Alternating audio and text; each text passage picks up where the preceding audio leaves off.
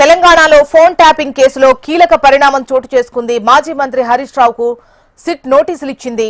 Phone tapping కేసులో ఇవాళ విచారణకు రావాలని తెలిపింది. ఈ రోజు ఉదయం 11 గంటలకు జూబ్లీహిల్స్ పోలీస్ స్టేషన్లో విచారణకు రావాలని ఆ నోటీసుల్లో పేర్కొంది. సిఆర్పిసి 160 కింద నోటీసులు అందించింది. ఫోన్ ట్యాపింగ్ కేసులో తొలిసారి బీఆర్ఎస్ కీలక నేతకు స్పెషల్ ఇన్వెస్టిగేషన్ టీం నోటీసులు ఇవ్వడం ఇప్పుడు రాష్ట్ర రాజకీయాల్లో హాట్ టాపిక్ గా మారింది. మరోవైపు హరీష్ రావు తెలంగాణ భవన్ కు బయలుదేరారు. భారీ కాన్వాయ్ తో బయలుదేరారు. అందుబాటులో ఉన్న బీఆర్ఎస్ కీలక నేతలందరూ తెలంగాణ భవన్ కు రావాలని పిలుపునిచ్చారు. అక్కడ ముఖ్య నేతలతో చర్చించి అక్కడి నుంచి నేరుగా విచారణకు హాజరు కానున్నట్టు తెలుస్తోంది. ఇక మరిన్ని డీటెయిల్స్ ప్రవీణ్ మనకు అందిస్తారు. ప్రవీణ్, హరీష్ రావు నివాసం నుంచి కేటీఆర్, జయేశ్వర్ రెడ్డి, వారితో పాటుగా బీఆర్ఎస్ పార్టీ ఎమ్మెల్యేలందరూ కూడా తెలంగాణ భవన్ కు బయలుదేరారు. భారీ కాన్వాయ్ తో కూడా ఆ తెలంగాణ భవన్ కు బయలుదేరిన సిచ్యువేషన్ అయితే కనిపిస్తుంది. తెలంగాణ భవన్ లో మాత్రం ఆ బీఆర్ఎస్ పార్టీకి సంబంధించిన ముఖ్య నేతలతో కూడా కేటీఆర్, అదేవిధంగా హరీష్ రావు కూడా సమావేశమయ్యే అవకాశం అయితే కనిపిస్తుందని చెప్పుకోవచ్చు. తన నివాసం నుంచి కూడా హరీష్ రావు ఆ బయలుదేరే ముందు కూడా కాంగ్రెస్ ప్రభుత్వం పైన కూడా ఆ విమర్శల హస్తాలు కూడా గుప్పించిన సిచ్యువేషన్ కనిపించిందని చెప్పుకోవచ్చు.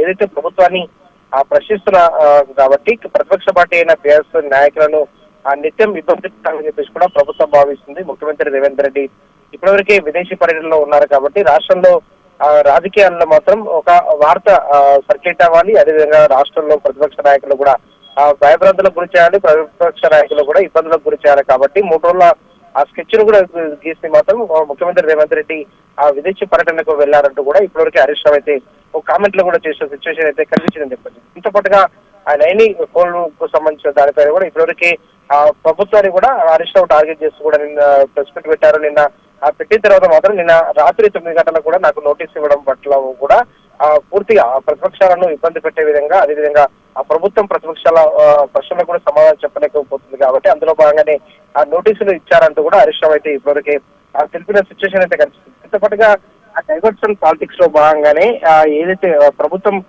ముందుగా అంటే దాదాపు 2 సంవత్సరాల నుంచి కూడా ఫోన్ ట్యాపింగ్ కేసు అనే పేరుతో కూడా ఆ కాలయాపన చేస్తుంది.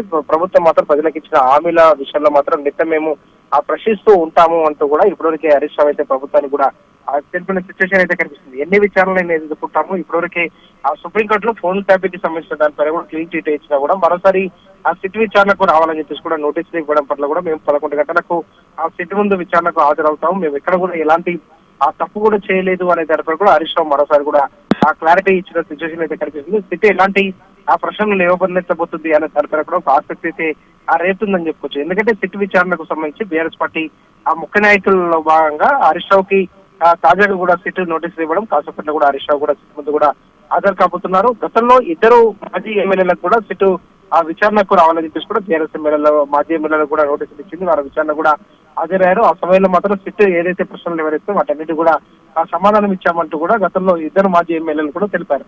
కానీ కాసేపట్లోనే హరీష్ రావు వెళ్ళిన తర్వాత మాత్రం ఎలాంటి ప్రశ్నల వర్షం ఉండబోతుంది అనే దానిపై కూడా స్పష్టత రావాల్సి ఉందని చెప్పొచ్చు. ఎందుకంటే హరీష్ రావు ఇప్పటికే మీడియాతో మాట్లాడుతూ కూడా క్లారిటీ ఇచ్చారు. ఫోన్ ట్యాపింగ్ విషయంలో మాత్రం నాకు ఎలాంటి సంబంధం లేదు అంటూ కూడా ఇప్పటివరకే హరీష్ రావు కూడా ఒక క్లారిటీ ఇచ్చిన ఆ సిచ్యువేషన్ అయితే కనిపించింది. దీంతో పాటుగా కోళ్లకు సంబంధించినంత వరకు మాత్రం ఏదైతే ఇప్పటివరకే రేవంత్ రెడ్డికి సంబంధించినంత వరకు బామర్దికి కట్టబెట్టారు అని చెప్పేసి కూడా నేను మొదటి నుంచి కూడా చెప్తూ ఉన్నాను. దాన్ని బెట్టబడిలో చేసినందుకు మాత్రమే సిట్ నోటీసులు అంటూ కూడా ఇప్పటికే ఆ బీఆర్ఎస్ పైన కూడా ప్రభుత్వం చర్యలు తీసుకుంటామని చెప్పేసి కూడా ఒక పక్క చెప్తుంది అంటే కూడా హరీష్ అయితే ఒక కామెంట్లు కూడా చేసిన సిచ్యువేషన్ అయితే కనిపించింది. దాంతో పాటుగా ఆ కేంద్ర మంత్రి కిషన్ రెడ్డి కూడా ఒక లేఖ రాశారు హరీష్ రావు. ఆ లేఖలో మాత్రం ఏదైతే సిబిఐ విచారణ చేపట్టాలి సింగరేణి డబ్బులకు సంబంధించిన దానిపైన కూడా గతంలో సోకుల కోసమే ముఖ్యమంత్రి రేవంత్ రెడ్డి వాడుకున్నారు అంటూ కూడా ఒక కామెంట్ అయితే చేశారు. దాంతో పాటుగా ఆ రాజకీయాలకు సంబంధించినందుకు మాత్రం రాజకీయాల విషయంలో మాత్రం ఒక డ్రామా స్క్రిప్ట్ అయితే నడుస్తుంది రాష్ట్రంలో. ఆ డ్రామా స్క్రిప్ట్ ఆధారంగానే ఈ ప్రతిపక్ష నాయకులను కూడా ఒక్కొక్కరికి నోటీసులు ఇవ్వాలని చెప్పేసి కూడా ఆ కాలయాపన చేసే విధంగా కూడా ప్రభుత్వం వివరిస్తుంది అని కూడా కామెంట్లు అయితే చేసిన సిచ్యువేషన్ అయితే కనిపించవచ్చు. దీంతో పాటుగా గతంలో ఎలక్షన్ కమిషన్ విచారణ కావచ్చు, విద్యుత్ విచారణ, దాంతో పాటుగా ఆ ఫార్ములా ఈకి సంబంధించిన దానిపైన కూడా కేటీఆర్ కూడా గతంలో ఇబ్బంది పెట్టాలని చెప్పేసి కూడా ఆ గ్రామ పంచాయతీ ఎన్నికల ముందు కూడా గతంలో ప్రభుత్వం చూసింది. తాజాగా మున్సిపల్ ఎన్నికలు వస్తున్నాయి కాబట్టి మున్సిపల్ ఎన్నికల నేపథ్యంలో మాత్రం బీఆర్ఎస్ పార్టీ నేతలకు నోటీసులు ఇచ్చి సిట్ విచారణ కూడా పిలిస్తే మాత్రం కొంత రాష్ట్ర డ్రామా నడిపించవచ్చు అని చెప్పేసి కూడా ప్రభుత్వం భావిస్తుంది. అందులో భాగంగానే సిట్ విచారణ కూడా ఆ నోటీసులు ఇచ్చింది అంటూ కూడా ఇప్పటివరకు హరీష్ రావు అయితే కామెంట్ చేశారని చెప్పుకోవచ్చు. ఇప్పటికే ఆ బీఆర్ఎస్ పార్టీ సంబంధించిన ముఖ్య నేతలందరూ కూడా తెలంగాణ భవన్ కూడా చేరుకున్నారు. కాసేపట్లోనే ఆ BRS party working president KTR, అదేవిధంగా ఆ మాజీ మంత్రులు హరీష్ రావు, జయేశ్వర్ రెడ్డి, వారితో పాటుగా బీఆర్ఎస్ పార్టీకి సంబంధించిన ఎమ్మెల్యేలు, మాజీ ఎమ్మెల్యేలు అందరూ కూడా తెలంగాణ భవన్ కి చేరుకోబోతున్నారు. చేరుకున్న తర్వాత తెలంగాణ భవన్ లోని బీఆర్ఎస్ పార్టీకి సంబంధించిన ఆ ముఖ్య నేతలందరూ ఉండబోతున్నారు. హరీష్ రావు ఆ సిట్ విచారణకు తెలంగాణ భవన్ నుంచి కూడా బయలుదేరుతారు. బయలుదేరిన తర్వాత